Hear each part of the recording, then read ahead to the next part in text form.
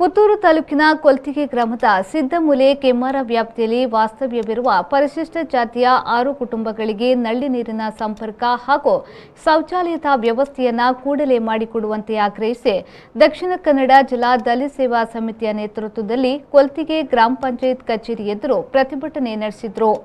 ಪ್ರತಿಭಟನೆಯನ್ನು ಉದ್ದೇಶಿಸಿ ಮಾತನಾಡಿದ ದಕ್ಷಿಣ ಕನ್ನಡ ಜಿಲ್ಲಾ ದಲಿತ ಸೇವಾ ಸಮಿತಿಯ ಸ್ಥಾಪಕಾಧ್ಯಕ್ಷ ಸೇಸಪ್ಪ ಬೆದ್ರಕಾಡು ಅವರು, ಸಿದ್ದಮೂಲೆ ಮತ್ತು ಕೆಮ್ಮಾರದ 6 ಕುಟುಂಬಗಳು ರಸ್ತೆ ಬದಿಯ ಕೆರೆಯ ಕೊಳಕು ನೀರನ್ನು ಕುಡಿದು ಬದುಕುತ್ತಿದ್ದಾರೆ ಎಂದಾದರೆ ಇಲ್ಲಿನ ಪಂಚಾಯತ್ ಆಡಳಿತವನ್ನ ನಾವು ಅಭಿನಂದಿಸಬೇಕೇ ಇಲ್ಲ ಅವರಿಗೆ ಧಿಕ್ಕಾರ ಹಾಕಬೇಕೇ ಎಂದು ಪ್ರಶ್ನಿಸಿದರು.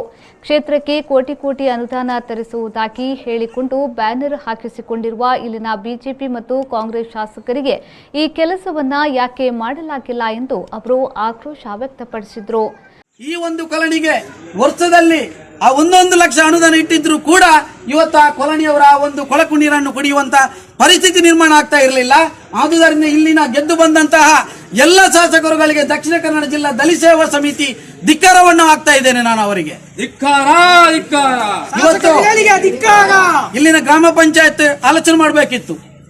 ಇವತ್ತು ನಾವು ಬಂದ ನಂತರ ಆ ಕಾಲೋನಿಯನ್ನು ಪರಿಸ್ಥಿತಿಯನ್ನು ನಮ್ಮ ಪಿಡಿಒಗೆ ನಾವು ತಿಳಿಸಿದಾಗ ಪಿಡಿಒ ಅವರು ಹೇಳಿದ್ರು, ಅಲ್ಲಿ 1 ಕಿಲೋಮೀಟರ್ದಿಂದ ಪೈಪ್ಲೈನ್ ಇದೆ, ಅದು ಮಾಡಲಿಕ್ಕೆ ತುಂಬಾ ಅನುದಾನ ಬೇಕಂತೇಳಿ.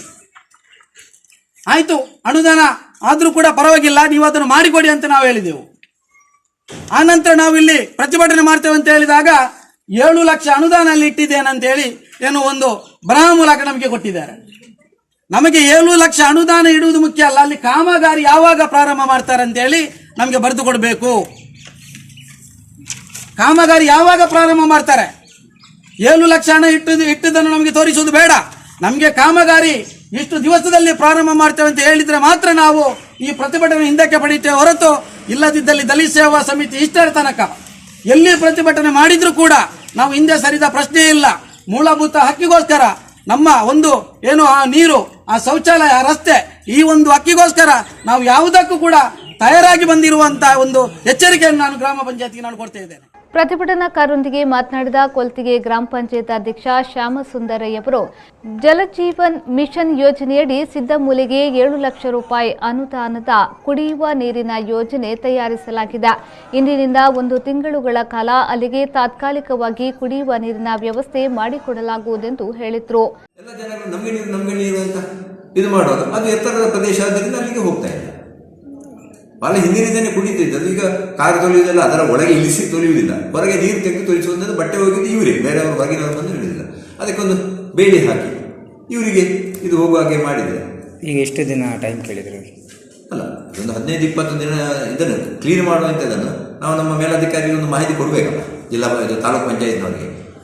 ಯಾಕಂದರೆ ಅಲ್ಲಿಗೆ ಅನುದಾನ ಎಲ್ಲ ಕ್ರಿಯೋಜನೆ ಮಾಡಿ ಆಗಿದೆ, ಇನ್ನು ಅನುದಾನವೂ ಇಲ್ಲ. ನೀರು ನಿರ್ವಹಣೆ ಇದ್ದಿರ್ತದೆ, ಅದೇ ನಾನು ಹೇಳಿದ್ದು.